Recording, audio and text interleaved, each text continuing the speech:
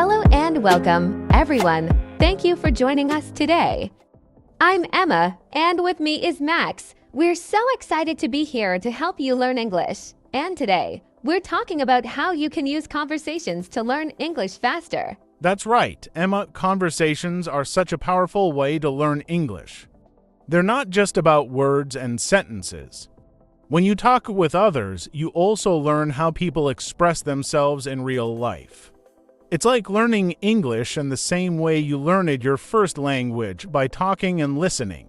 Exactly. When you have conversations, you're not just memorizing rules or learning vocabulary. You're practicing using English naturally. And the best part is, you don't need to speak perfectly. In fact, making mistakes is totally okay. It's part of the learning process. Yes, when we learn a language, it's normal to make mistakes. And actually, mistakes can help us improve, so don't worry about being perfect.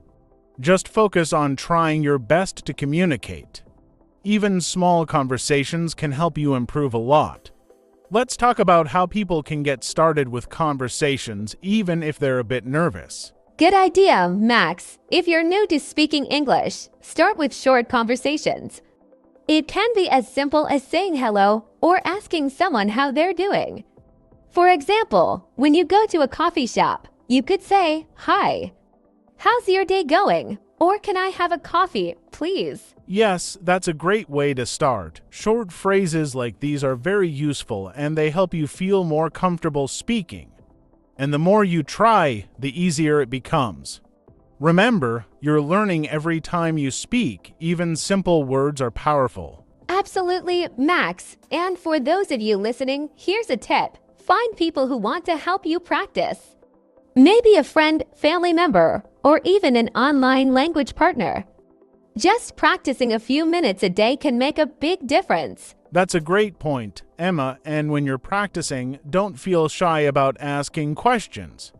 If you don't understand something, just ask. Most people are happy to explain. You could say something like, "What does that mean?" Or can you say that more slowly? Right. Asking questions helps you learn new words and phrases. Plus, it shows that you're interested and that you want to learn. And remember, conversations don't have to be serious all the time. You can talk about things you enjoy, like hobbies, sports, or movies. Yes, talking about things you like can make speaking more fun. If you enjoy music, for example, you could ask someone, "What kind of music do you like?" Or "Have you heard any good songs recently?" It makes the conversation enjoyable and you get to learn English in a relaxed way. Great tip, Max. Another thing to remember is to listen carefully. When you listen, you're learning the natural rhythm and sounds of English. You can listen to how people say words, their intonation, and expressions. Listening well makes it easier to respond too. That's true. Emma, listening is a big part of conversation, and it's something you can practice anywhere.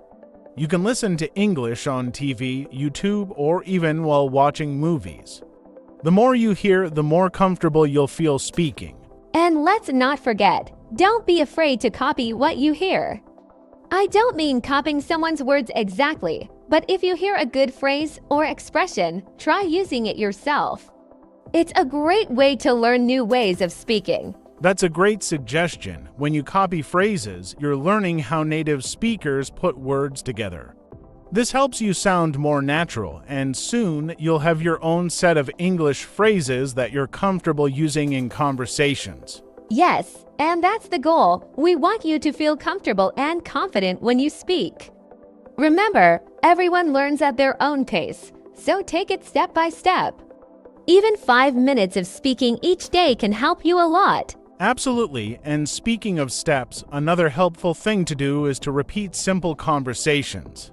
For example, practice introducing yourself. You can say, "Hi, I'm your name. Nice to meet you." Practicing this again and again makes you feel prepared. Yes, and when you're ready, you can add more details, like, "Hi, I'm your name.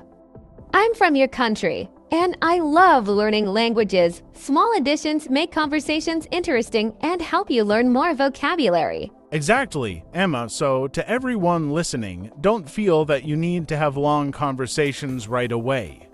Start small, keep practicing, and most importantly, enjoy the process. That's right, Max. Small conversations build your confidence over time, and you'll notice your English improving little by little.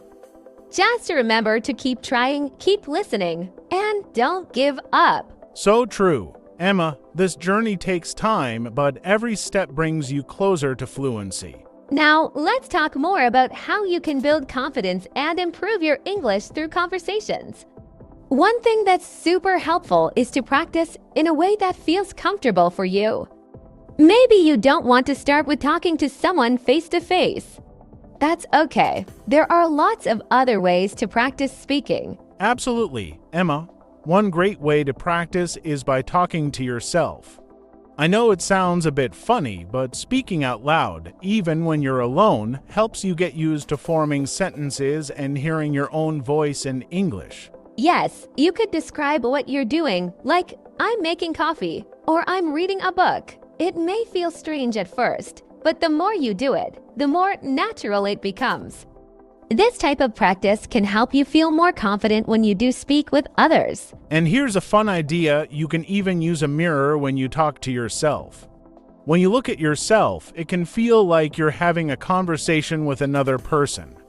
You can practice expressions, gestures, and even your pronunciation. Good point, Max. A lot of communication isn't just about words. When we talk, we use our face and our hands. So, practicing in front of a mirror can make you more aware of how you look and sound while speaking English.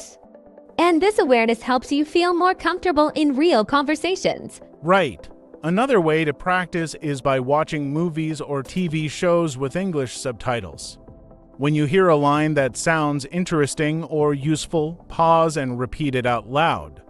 Imagine you're one of the characters. It's a fun way to learn how people speak in different situations. Oh, I love that idea, Max. It's almost like acting, but you're acting in English. Plus, you're learning about how people speak in different contexts, like how they talk with friends at work or in other settings. It's not just words, it's also about tone and style. Exactly, Emma, and here's another way to practice conversations even if you're alone: voice recording. You can record yourself speaking, maybe just talking about your day or practicing a topic like introducing yourself or describing your hobbies. Yes, recording your voice is such a powerful tool. When you play it back, you can hear how you sound and maybe notice some things you'd like to improve.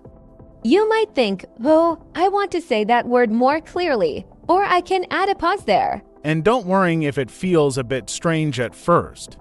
Most people feel a bit shy when they hear their own voice, but remember, it's just for practice. Listening to your own voice helps you see your progress, which can make you feel more motivated to keep going. Definitely, Max. And here's something else. If you have a friend or family member who's also learning English, you could practice together. It doesn't have to be long. Even 5 minutes of English conversation can help both of you improve. Great idea, Emma. Practicing with a partner is so helpful. You can even choose a topic together, like talking about your favorite food or a place you'd like to visit. This way, you can focus on specific vocabulary while keeping it fun. Yes, and you can take turns asking and answering questions. For example, one person can ask, "What's your favorite food?" And the other can answer, "I love pizza because it has so many flavors." Taking turns like this helps you practice listening and responding. And speaking of responding, remember that conversation is about listening too. When you're speaking with someone, pay attention to what they're saying. It's easy to get focused on what you want to say next, but listening is just as important. Right, Max. When you listen closely, you learn more about how English sounds and flows. Plus, it shows the person you're talking with that you're interested. You might notice new expressions, words, or even ideas that you can try using in future conversations. Exactly, and don't forget, you can ask follow-up questions too. If someone tells you, I went to the beach last weekend, you could ask, did you have fun? Or what did you do there? It keeps the conversation going and helps you practice more. Good point, Max. Asking questions is a great way to keep the conversation interesting. And here's a tip. If you're not sure how to respond, just repeat part of what the other person said. It shows that you're listening, and it gives you a little extra time to think of your next sentence. That's such a smart trick, Emma. For example, if someone says, I like reading books, you could say, oh, you like reading books. This way, you're involved in the conversation and you're also practicing your listening skills. That's such a smart trick, Emma. For example, if someone says, I like reading books, you could say, oh, you like reading books. This way, you're involved in the conversation and you're also practicing your listening skills. Yes, and while you're listening and responding, don't be afraid to use simple phrases. You don't have to use long, complicated sentences to have a good conversation. Simple words like really or that's interesting make you sound engaged and friendly. Exactly, Emma. A good conversation isn't just about the words, it's about making a connection. Showing interest, asking questions, and using natural expressions all help you become a better speaker. And as you practice, these things will start to feel natural. Right, Max? And for everyone listening, if you feel nervous or shy about speaking English, just remember, it's okay to take it slow.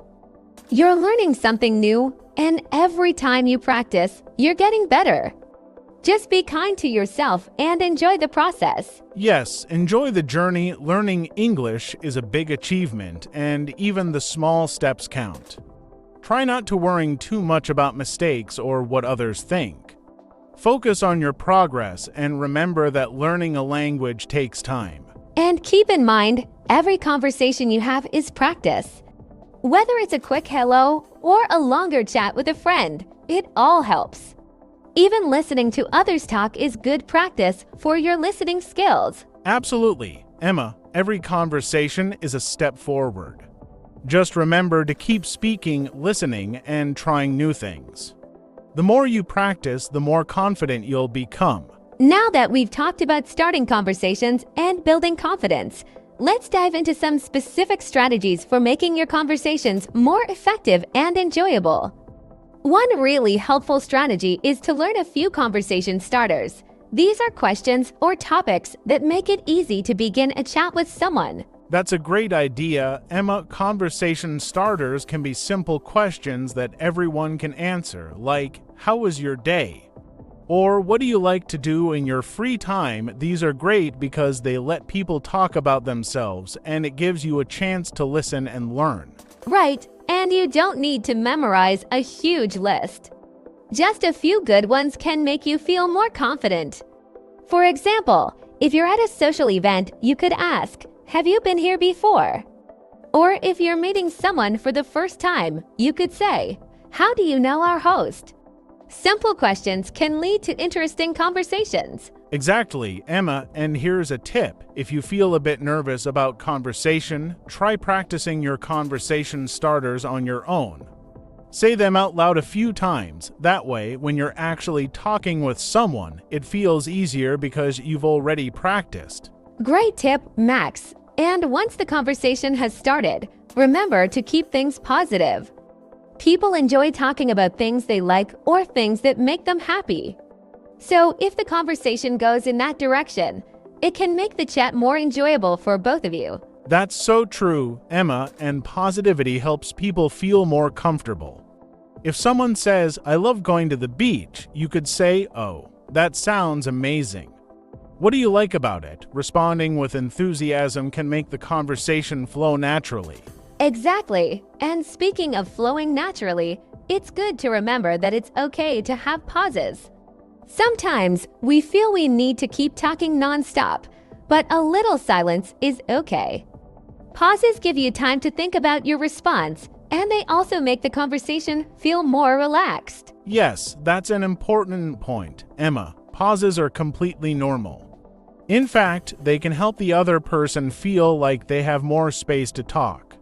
And when you're learning a language, pauses can give you a moment to find the right words. Exactly. So, if you're in a conversation and you're thinking, what should I say next?